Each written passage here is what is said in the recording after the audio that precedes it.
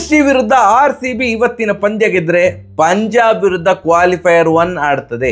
ಇವತ್ತಿನ match RCB ಸೋತರೆ Mumbai against eliminator ಪಂದ್ಯ ಆಡ್ತದೆ. ನಮಸ್ಕಾರ, ಎಲ್ಲರಿಗೆ ಜನಾರ್ದನ್ ಮಾತಾಡ್ತಾ ಇರೋದು. ಕುಶಲವೇ, ಕ್ಷೇಮವೇ, ಸೌಖ್ಯವೇ. Welcome back to Ganesh Karan cricket talks YouTube channel. ಇವತ್ತು 82,000 ಸಬ್ಸ್ಕ್ರೈಬರ್ಸ್ ಕಂಪ್ಲೀಟ್ ಆಗ್ತದ. ಆದರೆ ಭಾರಿ ಖುಷಿ. ನಮ್ಮ ನಿರೀಕ್ಷೆ ಇಲ್ಲಿಯೋ ಇತ್ತು, ಬಟ್ ರಿಯಾಲಿಟಿಯೇ ಬೇರೆ.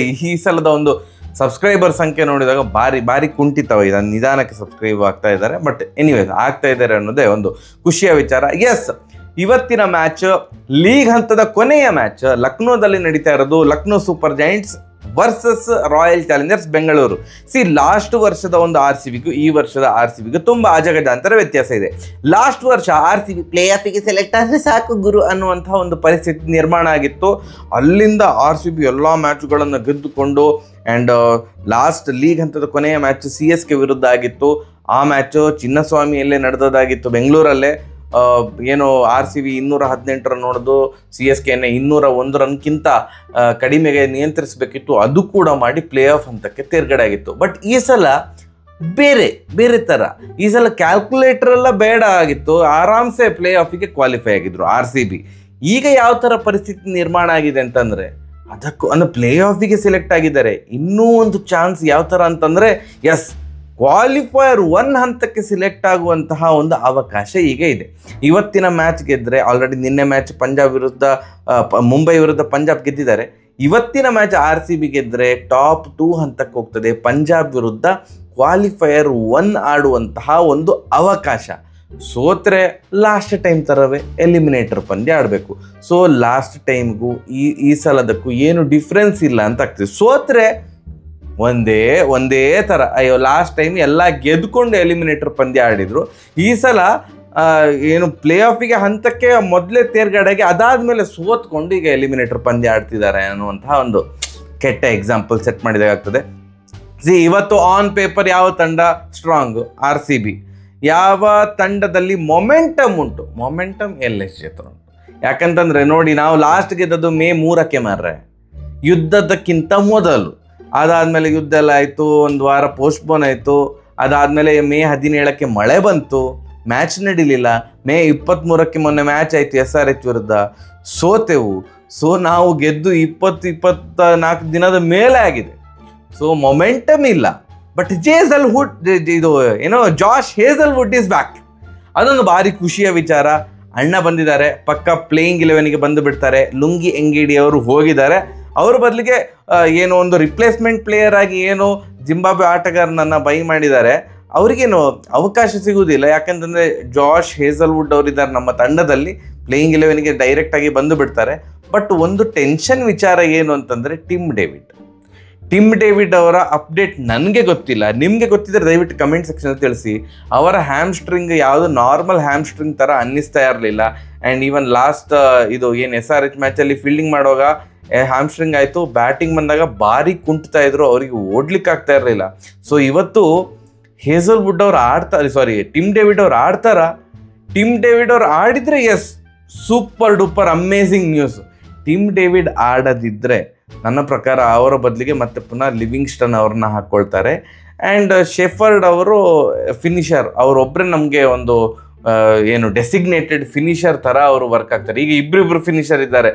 ಏನೋ ಆ ಕಡೆಯಿಂದ ಟಿಮ್ ಡೇವಿಡ್, ಈ ಕಡೆಯಿಂದ ಶೆಫರ್ಡ್, ಇಬ್ಬರು ಕೂಡ ಬೊಟ್ಲಿಕ್ಕಿದ್ದಾರೆ. ಬಟ್ ಟಿಮ್ ಡೇವಿಡ್ ಅವರು ಇರೋದಿದ್ರೆ ಒಂಚೂರು ಕಳವಳಕಾರಿ ವಿಚಾರ. ಬೇರೆ ಬ್ಯಾಟ್ಸ್ಮನ್ಗಳೆಲ್ಲ ರೆಸ್ಪಾನ್ಸಿಬಿಲಿಟಿ ತಗೊಂಡು, ಎಸ್ಪೆಷಲಿ ನಮ್ಮ ಕ್ಯಾಪ್ಟನ್ ಪಟ್ಟಿದಾರ್ ಅವರು ರೆಸ್ಪಾನ್ಸಿಬಿಲಿಟಿ ತಗೊಂಡು ಆಡಬೇಕು. ಇವತ್ತಿನ ಏನು ಒಂದು ಟೆಂಪರರಿ ಕ್ಯಾಪ್ಟನ್ ಆಗಿ ಜಿತೇಶ್ ಶರ್ಮಾ ಅವರು ಇವತ್ತು ಕೂಡ ಕಂಟಿನ್ಯೂ ಆಗ್ಬೋದು. ಯಾಕಂತಂದರೆ ಪಾಟಿದಾರ್ ಅವರ ಇಂಜುರಿ ಇನ್ನೂ ಸಹ ಕಂಪ್ಲೀಟಾಗಿ ರಿಕವರ್ ಆಗಲಿಲ್ಲ ಅಂತ ಹೇಳ್ತಾ ಇದ್ದಾರೆ. ಸೊ ಅವರು ಬರೀ ಬ್ಯಾಟಿಂಗಿಗೆ ಬರ್ಬೋದು. ಬಟ್ ಬ್ಯಾಟಿಂಗಿಗೆ ಬಂದಾಗ ಅಣ್ಣ ದಯವಿಟ್ಟು, ಈ ಸೀಸನ್ ಪೂರ್ತಿ ಆಲ್ಮೋಸ್ಟ್ ಫ್ಲಾಪ್ ಆಗಿದ್ದಾರೆ ಪಟಿದಾರ್ ಅವರು. ಬಟ್ ಒಂದು ಆ ಥರದ ಇನ್ನಿಂಗ್ಸ್ ಬೇಕು, ಮ್ಯಾಚ್ ವಿನ್ನಿಂಗ್ ಇನ್ನಿಂಗ್ಸ್ ಬೇಕು. ಸೊ ದ್ಯಾಟ್ RCB ಕ್ವಾಲಿಫೈಯರ್ 1 ಹಂತಕ್ಕೆ ತೇರ್ಗಡೆ ಆಗಬೇಕು ಅಂತಂದರೆ ಆ ಥರದ ಇನ್ನಿಂಗ್ಸ್ ಬೇಕು. LSG on the other hand, Markram ಇಲ್ಲ. WTC ಫೈನಲ್ ಪ್ರಿಪರೇಷನ್ಗೆ ಆಲ್ರೆಡಿ ಬನ್ನಿ ಅಂತ ಬುಲಾವ್ ಬಂದಿದೆ ಅವರಿಗೆ. ಸೌತ್ ಆಫ್ರಿಕಾ ಕ್ರಿಕೆಟ್ ಬೋರ್ಡಿಂದ. ಸೊ ಮಾರ್ಕ್ರಮ್ ಅವರು ಹೋಗಿದ್ದಾರೆ. ಸೊ ಮಾರ್ಕ್ರಮ್ ಅವರ ಬದಲು ಯಾರು ಓಪನರ್ ಆಗಿ ಬರ್ತಾರೆ, ಹೊಸ ಪ್ಲೇಯರನ್ನು ಹಾಕೊಳ್ತಾರ? ನನಗೆ ಅನಿಸೋದು ಹೊಸ ಪ್ಲೇಯರನ್ನು ಪ್ಲೇಯಿಂಗ್ 11 ಹಾಕ್ಕೊಳ್ಳೋದಿಲ್ಲ, ಅದರ ಬದಲಾಗಿ ಪಂತ್ ಅವರೇ ಓಪನರ್ ಆಗಿ ಬರಬಹುದು. ಯಾಕಂದ್ರೆ ಪಂತ್ ಸುಮಾರು ಸಲ ಹೇಳಿದ ನಂಗೆ ಓಪನರ್ ಆಗಿ ಆಡ್ಲಿಕ್ಕೂ ಕೂಡ ಇಷ್ಟ ಇದೆ ಅಂತ. ಸೊ ಪಂತ್ ಓಪನಿಂಗ್ ಬರ್ಬೋದು ಮಾರ್ಷ್ ಜೊತೆಗೆ. ಮಾರ್ಕ್ರಮ್ ಅವರ ಬದಲಿಗೆ ಈಗ ಪಂತ್ ಬಂದು ಮಾರ್ಷ್ ಅವರ ಜೊತೆಗೆ ಓಪನಿಂಗ್ ಬರ್ಬೋದು. ಆ್ಯಂಡ್ ಅಲ್ಲಿ ಮಿಡ್ಲ್ ಆರ್ಡರ್ ಅಥವಾ ಫಿನಿಷರ್ ಆಗಿ ಡೇವಿಡ್ ಮಿಲ್ಲರ್ ಅವರು ಬರ್ಬೋದು. ಡೇವಿಡ್ ಮಿಲ್ಲರ್ ಅವ್ರನ್ನ ಸುಮಾರು ಮ್ಯಾಚ್ ತೆಗೆದಿಟ್ಟಿದ್ರು, ಯಾಕಂದರೆ ಅಷ್ಟು ಚೆನ್ನಾಗಿ ಪರ್ಫಾರ್ಮ್ ಮಾಡ್ತಾ ಇಲ್ಲ ಅಂತ. ಡೇವಿಡ್ ಮಿಲ್ಲರ್ ಅವರು ವಾಪಸ್ ಪ್ಲೇಯಿಂಗ್ 11 ಕಾಣಿಸಿಕೊಳ್ಳಬಹುದು. ಅಲ್ಲಿ ಮೇಯ್ನ್ 2 ತಲೆನೋವು ಇರೋದು ಯಾರು ಅಂತಂದರೆ, ಭಾರಿ ಕನ್ಸಿಸ್ಟೆಂಟಿಗೆ ಆಡ್ತಾ ಇರುವಂತಹ ಮಾರ್ಷ್ ಮತ್ತು ಪೂರನ್ ಅವರು ಮತ್ತೆ ಪುನಃ ಲಯ ಕಂಡುಕೊಂಡಿದ್ದಾರೆ. ಲಾಸ್ಟ್ 2 ಮ್ಯಾಚಲ್ಲಿ ಸರಿಯಾಗಿ ಹೊಡಿತಾ ಇದ್ದಾರೆ. ಸೊ ಅವರಿಬ್ಬರೇ ಮೇಯ್ನ್ ವೆಪನ್. ಆ್ಯಂಡ್ ನಮ್ಮ ಚೆಕ್ಕಿಗೆ ಸೈನ್ ಹಾಕುವಂಥ ಆಟಗಾರ ದಿಗ್ವೇಶ್ ರಾತಿ ಅವರು ವಾಪಸ್ ಪ್ಲೇಯಿಂಗ್ 11 ಕಾಣಿಸ್ಕೊಳ್ತಾರೆ. ಅವ್ರದ್ದು 1 ಮ್ಯಾಚ್ ಏನು ಬ್ಯಾನ್ ಇತ್ತು ಅದನ್ನು ಮುಗಿಸಿ ಬರ್ತಾ ಇದ್ದಾರೆ. So I would love to see Digvesh Rathi versus Kohli ಅವರು ಯಾವ ಥರ ಆಡ್ತಾರೆ ಹಾಗೆ ಹೀಗೆ ಅಂತ. ಯಾರು ಕೂಡ ಇವತ್ತು RCB ಪ್ಲೇಯರ್ಸ್ ದಿಗ್ವೇಶ್ ರಾತಿ ಅವರಿಗೆ ವಿಕೆಟ್ ಒಪ್ಪಿಸದಿರಲಿ. I don't want to see that celebration. ಇವತ್ತು ಓವರ್ ಸೆಲೆಬ್ರೇಷನ್ ಫಾರ್ ಶೋರ್ ಇರ್ತದೆ ದಿಗ್ವೇಶ್ ಕಡೆಯಿಂದ. ಯಾಕಂದ್ರೆ ಮುಗೀತು, ಲೀಗ್ ಅಂತದ ಮ್ಯಾಚ್ ಮುಗೀತು, ಅವ್ರೇನು ಎಲಿಮಿನೇಟ್ ಆಗಿದ್ದಾರೆ, ಪ್ಲೇ ಆಫಿಗೇನು ಹೋಗ್ತಾ ಇಲ್ಲ.